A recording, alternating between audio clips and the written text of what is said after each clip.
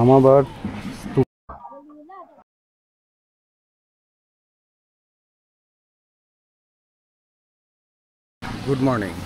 Good morning সবাইকে। ইচাকের একটি নতুন ব্লগে আবার সবাইকে স্বাগত জানাচ্ছি। আজকে আমরা আছি কুশিনগরে, আর গতকালকেই আমরা কুশিনগরে এসে পৌঁছই। আর আজকে এখন সকালবেলা, এখন আমরা আবার কুশিনগর ঘুরতে বেরিয়েছি। আর এই যে Kaveri, good morning. Good morning everybody.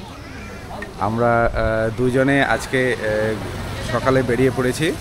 আমরা এখন আসছি যে এই যে রামবার স্তূপা লেখা আছে, সেই রামবার স্তূপাতে এখন আমরা যাচ্ছি। এটাই হলো রামবার স্তূপা। এখানে গৌতম বুদ্ধের যখন মহাপরিনির্বাণ লাভ হয়, তারপরে তাকে এখানে নিয়ে এসে তার শেষকৃত্য সম্পন্ন করা হয়, অর্থাৎ তাকে দাহ করা হয়। আর এর পাশ দিয়ে হিরানি নদী বয়ে গেছে এবং সেই নদীর থেকে জল নিয়ে এসে সেই কর্ম বা ক্রিয়া করা হয়। আর এটা মল্ল রাজাদের সময় এটা সম্ভবত নির্মাণ করা হয়। এবং সেই মল্ল রাজাদের এই জায়গাটা নিয়ে আর একটা যেটা গুরুত্বপূর্ণ বিষয় রয়েছে, সেটা হলো তাদের যে রাজ্যাভিষেক হতো, সেই রাজ্যাভিষেক এখানে হতো এবং এই পাশের যে নদী আছে সেই নদীর জল নিয়ে এসেই সেই রাজ্যাভিষেক করা হতো। আর এই স্তূপাটা প্রায় 15 মিটারের মতো এটা উঁচু। এই হলো সেই স্তূপা।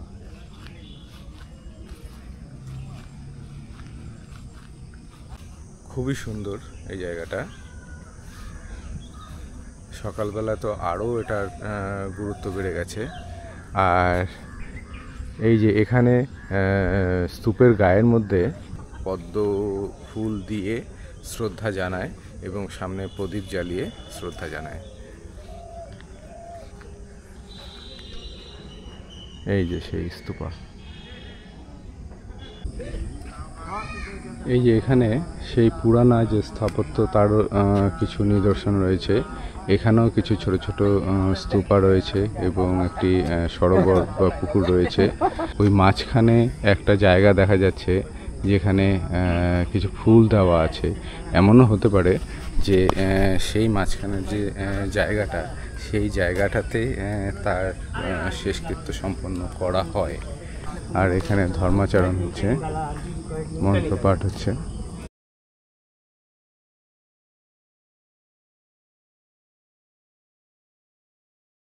এই যে এখানে যে পুকুরটা রয়েছে, সেই পুকুরটাকে বলা হয়, এটাই হলো রামবার পন্ড বা পুকুর। আর এই যে পুকুরটা, এই জিনিসগুলো 1910 এবং পরবর্তীকালে 1956 সালে এগুলোকে সব নির্মাণ এবং আবিষ্কার করা হয়। আর এই যে স্তূপাটা, এই স্তূপাটার নাম হলো মুকুট বন্ধন। এখানে যে বৌদ্ধ ভিক্ষুরা এবং বুদ্ধিস্টরা, তারা বিভিন্ন তাদের ধর্মীয় রীতিনীতি পালন করছে। আর এখানে বৌদ্ধ ভিক্ষুরা রয়েছে।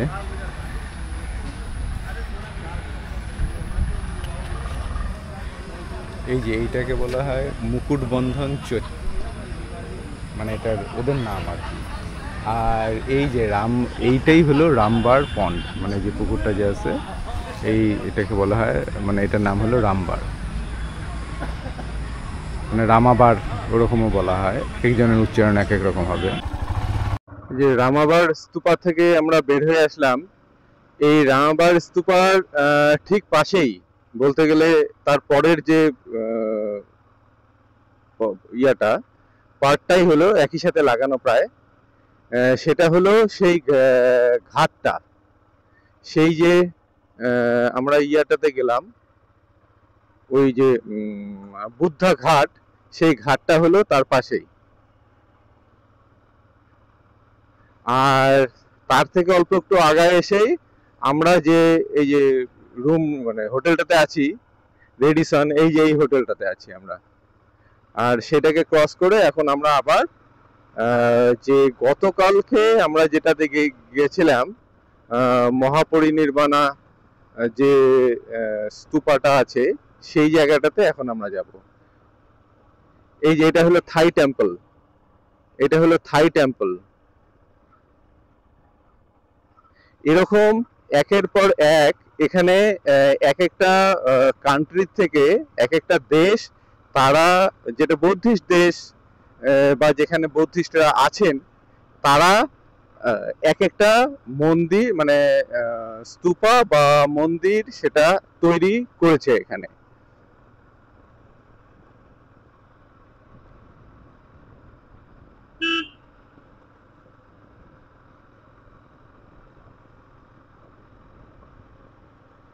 এই যে এটা শহরটার একদম বাইরের অংশটা, মানে বাইরে বের হয়ে আসলাম। এই যে এরকম এটা একটা টেম্পল এক দেশের, এটা একটা, এটা একটা, এরকম করে একের পর এক এই টেম্পল গুলো এখানে আছে। এটা হয়তো সেই দেশের প্রতিনিধিরা যখন আসেন তখন তারা এখানে বিশেষ কোনো সুযোগ সুবিধা হয়তো পান।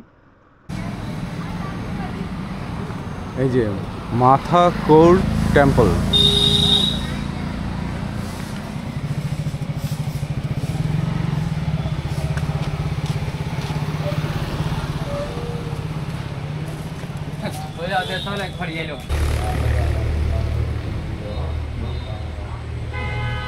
এই যে এখানে এই মাথা কৌর শ্রেণ এটা রয়েছে।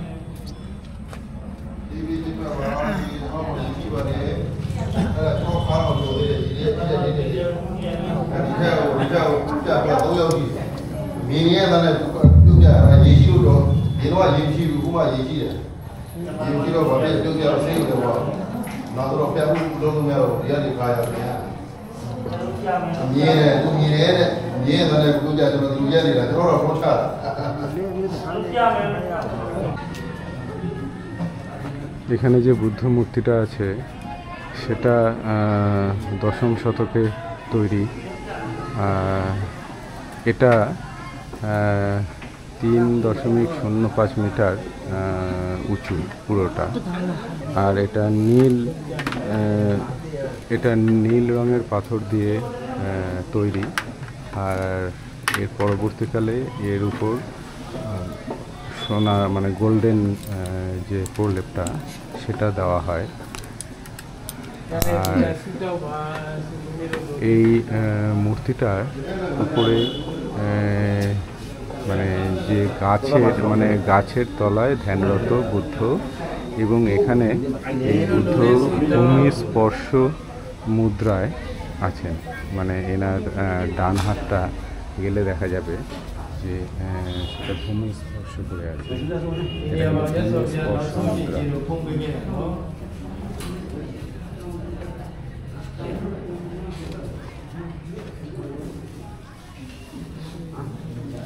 रुकिए 2 मिनट। आई इधर ही आगे देखिए गड्ढा है, गिरिए मत जाइए, ऐसे जाइए पीछे जाइए।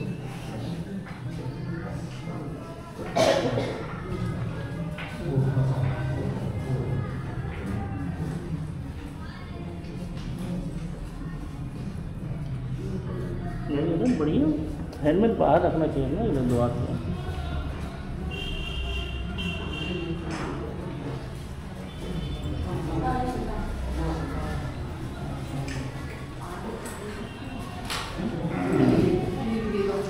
आपको दे देंगे, लेकिन ये चढ़ाते हैं।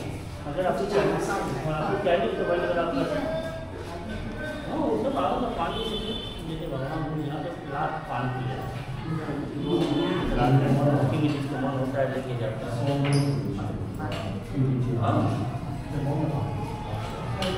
এই কুয়োর জলে লাস্ট খেয়েছিল।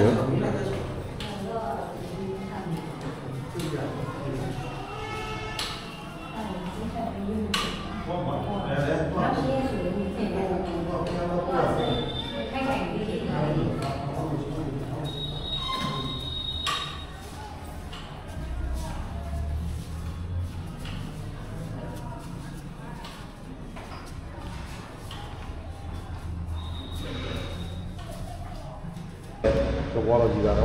다 마타구와 저 워러지도 거자말에 수덤비 저 워러지가 이니아마메 소레네 워러지야 나우송 지지로 뽕뽕송 넘어가라 그 말에 꾸디나요 플레이네가 선부 저 디니아마 저노 이래서 저 워러지 나우송 지지로 뽕뽕송 넘어가라 그 말에 이 워러지 수덤 넘어가 비네 এটা যেটা বোতলের যে জলটা আছে সেটা বুদ্ধের মূর্তির সামনে যে কুয়াটা আছে, যার জল তিনি প্রথম মানে শেষবারের মতো খেয়েছিলেন, মানে পান করেছিলেন, সেই কুয়ারই জল এটা। তা সেটা পবিত্র জল হিসেবে ওটা নিয়ে আসা হয়েছে, ওনারাই দিলেন। এর জন্য কোনো পয়সা বা কোনো কিছু দিতে হয় না। এটা যদি ওনাদের কাছে থাকে এবং যদি সম্ভব হয় তাহলে ওনারা সেটা দিয়ে দেন। আর যদি সেটা না হয় তাহলে বাইরে কিনতে পাওয়া যায়, এবং সেটা কি ব্যাপার না ব্যাপার সেটা আমার জানা নেই। আর এখানে আর একটা যেটা গুরুত্বপূর্ণ বা একটা অদ্ভুত ঘটনা ঘটছে, সেটা হলো কাবেরীর ড্রেস তো আজকে এরকম, এই যে মালাটা আছে, এই মালাটা এটা শাল কাঠের তৈরি, এবং এই মালাটা দিয়ে জপ করা হয়, যে নাম জপ করা হয় সেই নাম জপ করা হয়। এবার কী হলো, এটা এখানে বিক্রি হচ্ছে এবং ডেজার্টসে বিক্রি হচ্ছে, যার কাছে যত টাকা পায় তত টাকাই নেয়। তা কাবেরী এটা কিনেছিল আর কি, তা যেরকম দাম হয় এই 10-20 টাকা এরকম দাম দিয়ে কিনেছে। তা এবার ওর যে সেলার, যে ছেলেটা বিক্রি করলো, তার পাশে ওদের যে অন্যান্য বন্ধুবান্ধবগুলো আছে বা বাকিরা আছে, তারা ওই ছেলেটাকে বকাবকি শুরু করে দিল যে হ্যাঁ তুই এত কম দাম নিলি কেন, এই দামে ছেড়ে দিলি, অমুক করলি তমুক করলি এরকম। তা ছেলেটা তখন বারবার করে বলছে না না এই ইন্ডিয়ান ইন্ডিয়ান ইন্ডিয়ান তার মানে ওকে এই যে দেখে ওদের ধারণা হয়েছে এ ইন্ডিয়ান না, এ বোধহয় হয় থাই বা জাপানিজ বা চাইনিজ বা অন্য কোনো কান্ট্রির থেকে এ আসছে। সেই জন্য ওকে দেখে ওদের যে না ব্যবসার লস হয়ে গেল, আর একটু বাইরের থেকে আসছে আর একটু বেশি দামে তুই এটা বিক্রি করতে পারবি। তো যাই হোক, এখন আমরা এখানে আসছি, এখানে এসে সকালের টিফিনটা করে নিই, এই রুটি তরকারি এরকমই কিছু খেয়ে নেব। তারপরে এখান থেকে আবার পেছনে আরও কয়েকটা জায়গা আছে, গতকাল যেখানে গেছিলাম তার পাশে, সেই জায়গাগুলো এরপরে যাব। এই যে আমরা এখান থেকে বেরিয়ে পড়লাম, আর হোটেল পথিক নিবাস, এই হোটেলটাও এরা এত সুন্দর করে বানাইছে। এই যে হোটেল পথিক নিবাস, এটা এখন গভর্নমেন্টের বা ওরকম কোনো প্রতিষ্ঠানের না কার কে জানে, তবে এটা বানাইছে আবার বেশ সুন্দর করে।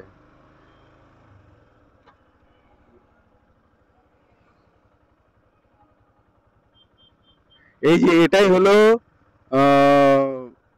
সেই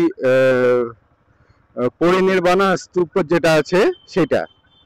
গতকালকে আমরা এখানেই আসছিলাম, আর আজকেও এর পাশেই যাব, কিন্তু ঢুকবো আমরা ওই গেটটা দিয়ে।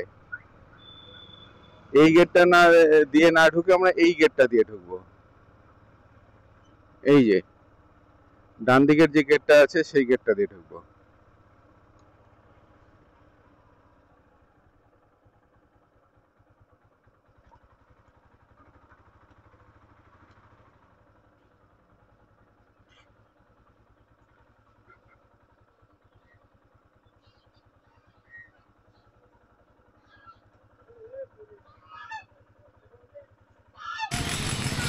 এই যে বুদ্ধা সরোবর, এই জায়গাটাতে একটা জিনিস বলে দেই, এই জায়গাটার মধ্যে কিন্তু তিনটা জিনিস আছে।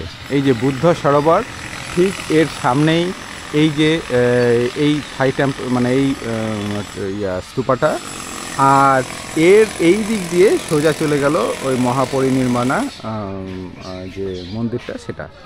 তা এখন এখানে যাব। আচ্ছা,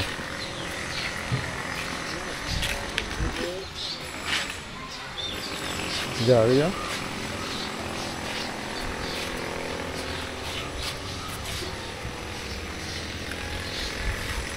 এই যে এর দুই পাশে দুটো ড্রাগনের ছবি আছে, মানে মূর্তি আছে। এই যে এপাশ দিয়ে একটা আর এপাশ দিয়ে একটা, আর এপাশে এরকমই একটা ড্রাগন বা একটা সাপের উপর গৌতম বুদ্ধ ধ্যানরত অবস্থায় আছে। আর এই যে বুদ্ধ সরোবর।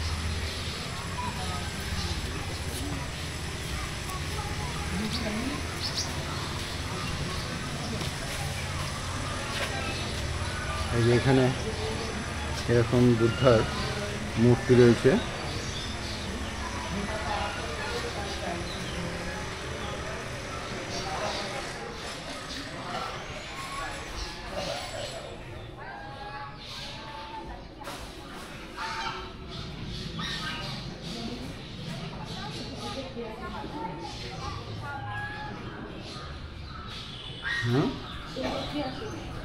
কোনটা?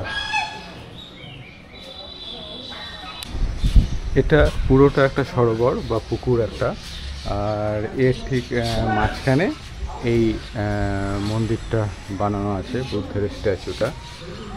এই যে,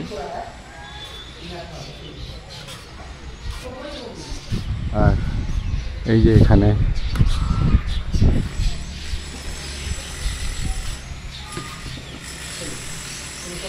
এখন আমরা গোল্ডেন টেম্পলের ঢুকছি। এই গোল্ডেন টেম্পল হলো এই যে গোল্ডেন টেম্পল।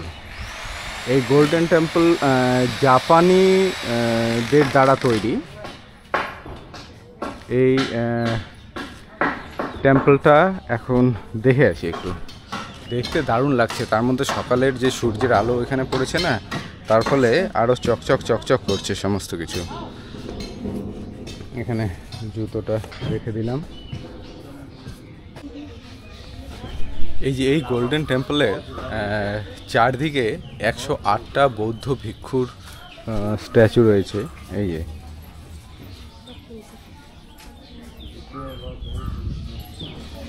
এই চারিদিকে 108টা বৌদ্ধ ভিক্ষুর স্ট্যাচু। আর এখানে এই যে বুদ্ধা কোনো কিছু দিচ্ছে বা উপদেশ দিচ্ছে।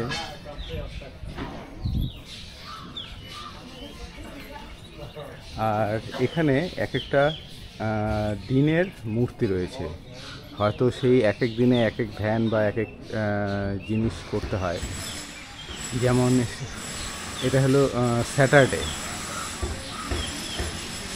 এটা শনিবারের মূর্তি।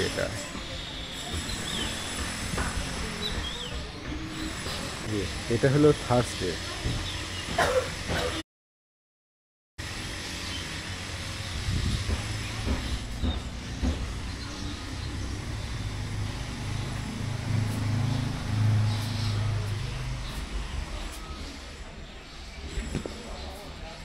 এখানে বুদ্ধের একটা মূর্তি রয়েছে, সামনে আবার গ্লাস দেওয়া আছে। এদিক দিয়ে এই যে 108টা যে ভিক্ষুরা আছে সেগুলো সব এখানে আছে।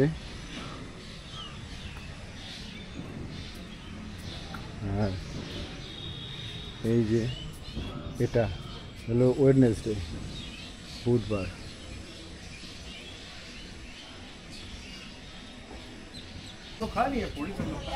এই যে এটা হলো ফ্রাইডে, এটা হলো ফ্রাইডের মূর্তি। মানে ফ্রাইডেতে এই মূর্তিগুলো বাকিগুলো তো সব একই রকম লাগছে, কিন্তু এর নিচে যে এক একটার মধ্যে এক একটা পশুর ছবি দেওয়া আছে। তা সম্ভবত সেগুলোনেরই এখানে পরিবর্তন আছে। এই যে এখানে এক ড্রাগন বা গরুড় পাখির সম্ভবত ছবি এখানে দেওয়া আছে।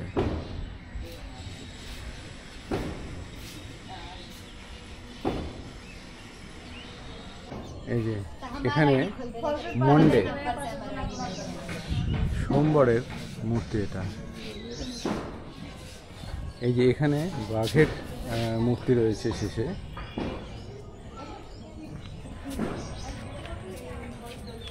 এরকম করেই এখানে সমস্ত মূর্তিগুলো রয়েছে। আর এই যে এখানে একটা পাদুকা রয়েছে, এর বুদ্ধের যে পাদুকা সেটা এখানে রয়েছে। আর এখানে রয়েছে টুয়েসডে মূর্তি।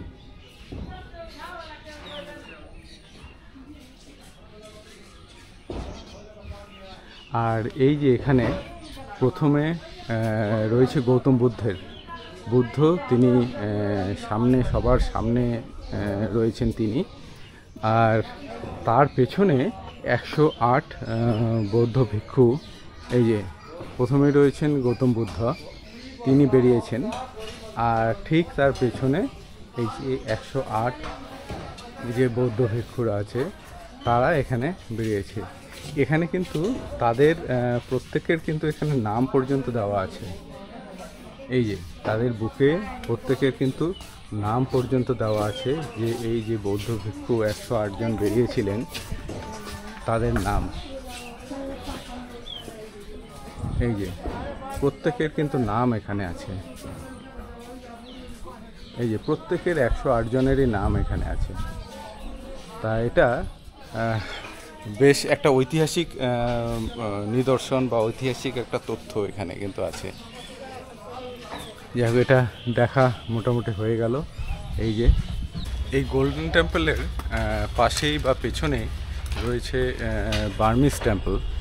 এই যে এটা হলো বার্মিজ টেম্পলের গেট, আর এইটা হলো বার্মিজ টেম্পল।